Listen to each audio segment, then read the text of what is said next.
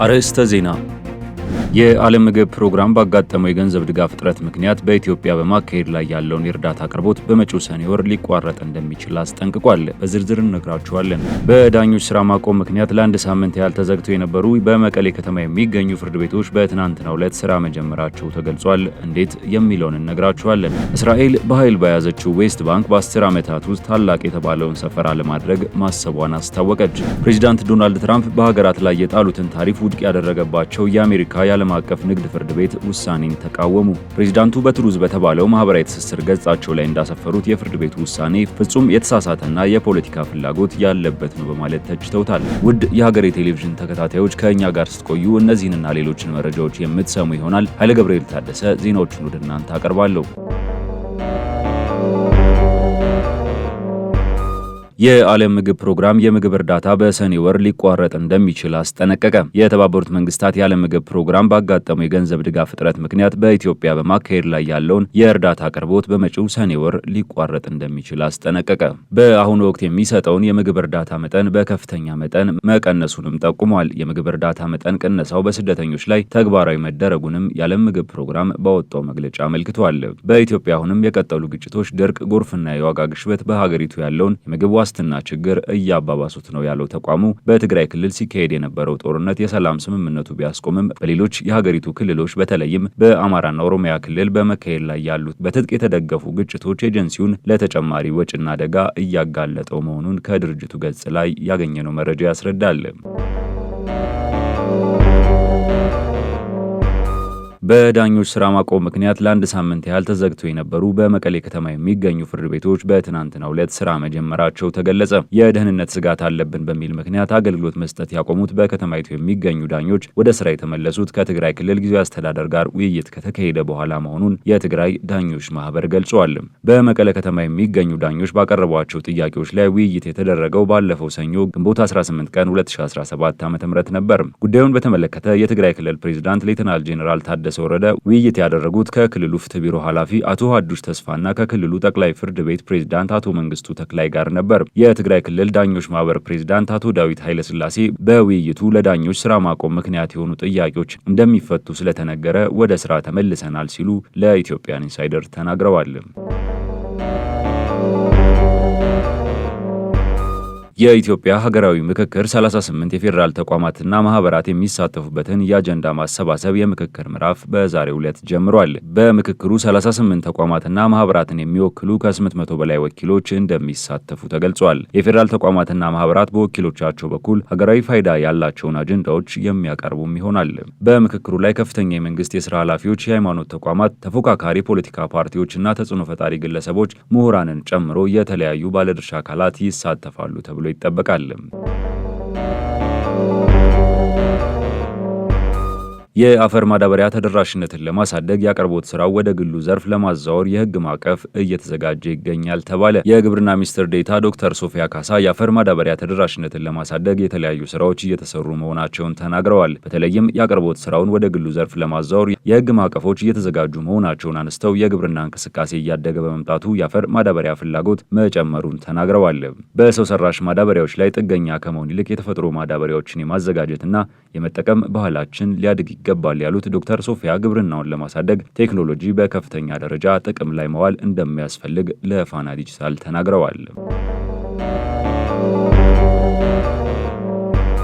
የሁለተኛ ዙር የፖሊዮ ክትባት ዘመቻ ማስጀመሪያ መርሃ ግብር በአዳማ ከተማ ተጀመረ። የክትባት ዘመቻው በ9 ክልሎችና በአንድ ከተማ አስተዳደር የሚካሄድ እንደሆነ ሲገለጽ ከ5 ዓመት በታች ለሆኑ ከ15 ሚሊዮን ህጻናት በላይ ክትባት ለመስጠት መታቀዱ ተሰምቷል።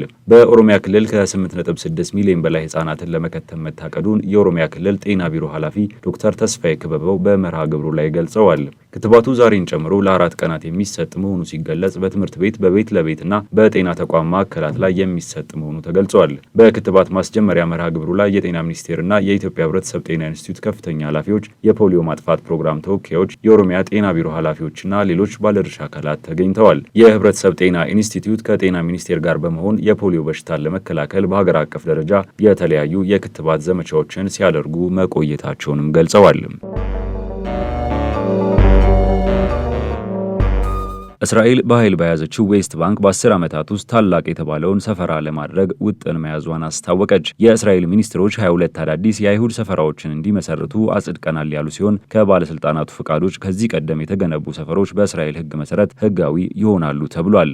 ሌሎች ሰፈራዎች ግን አዲስ እንደሚሆኑ የእስራኤል መከላከያ ሚኒስትር እስራኤል ካትዝ እና የፋይናንስ ሚኒስትር ቤዛሌል ስሞትሪች ገልጸዋል። አዲሶቹ ስፍራዎች ትክክለኛ ቦታቸው ባይጠቀስም ነገር ግን የተሰራጩ ካርታዎች የዌስት ባንክን ግዛት ሙሉ በሙሉ ሊነኩ እንደሚችሉ ያሳያል። ዓለም አቀፉ የፍትህ ፍርድ ቤት በተጨማሪም የእስራኤል ሰፈራዎች ዓለም አቀፍ ሕግን በመጣስ የተቋቋሙና አሁንም እየጣሱ ናቸው፣ እንዲሁም እስራኤል ሰፋሪዎቿን በሙሉ ማስወጣት አለባት የሚል ውሳኔን አስተላልፈዋል። ኔታንያሁ በበኩላቸው ፍርድ ቤቱ ሐሰተኛ ውሳኔ እንዳስተላለፈና የአይሁድ ሕዝብ በገዛ መሬታቸው ላይ ወራሪዎች አይደሉም ብለዋል። የኢራን የውጭ ጉዳይ ሚኒስቴር ቃል አቀባይ እስማኤል ባጋኒ ዩራኒየም የማበልጸግ የሀገሪቱ የኒኩለር ኢንዱስትሪ ወሳኝ አካል ነው ብለዋል። አንዳንድ የምዕራባውያን መገናኛ ብዙሃን አሜሪካ ዩራኒየምን ለሰላማዊ አገልግሎት የማጣራት መብቷ ከተቀበለችና የታገዱ የኢራን ንብረቶችን ከለቀቀች ኢራን ዩራኒየም ማበልጸጓን ልታቆም እንደምትችል ዘግበዋል። ቃል አቀባዩ ኢራን የማዕቀቦች መነሳት አሜሪካ በትክክል ድርድር ለማድረግ ፍላጎት እንዳላት የምትገመግምበት ቁልፍ መለኪያ ነው ብለዋል። ኢራንና አሜሪካ በቴሄራን የኒኩለር መርሃ ግብር ዙሪያ በኦማን አሸማጋይነት 5 ዙር ድርድሮችን አድርገዋል። የመጨረሻው ዙር ግንቦት 15 ቀን ሮም ውስጥ ማድረጋቸው ይታወሳል ሲል ስፑትኒክ አስነብቧል።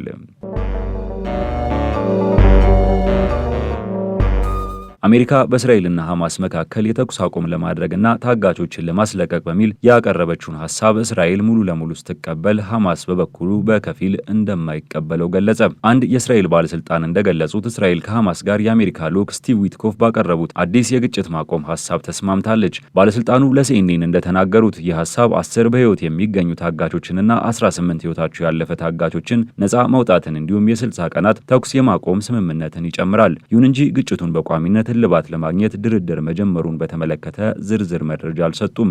ይህም ሐማስ ከሚጠይቃቸው ዋና ዋና ጥያቄዎች አንዱ ሲሆን እስራኤል ደግሞ ለመቀበል ፈቃደኛ አይደለችም። በሌላ በኩል ደግሞ አንድ የሐማስ ባለስልጣን በአሜሪካ ሐሳብ ላይ እንደተገለጸው የታሰሩትን ነፃ ለማውጣትና ለ60 ቀናት የተኩስ ማቆም ሐሳብን ለመቀበል ፈቃደኛ እንደሆኑ ገልጸው ነገር ግን ቋሚ የጦርነት ማቆም ውይይት እንደሚቀጥልና ከ60 ቀናት በኋላ ግጭቱ እንደገና እንደማይጀመር ከአሜሪካ ማረጋገጫ እንደሚያስፈልግ ለሲኤንኤን ተናግረዋል።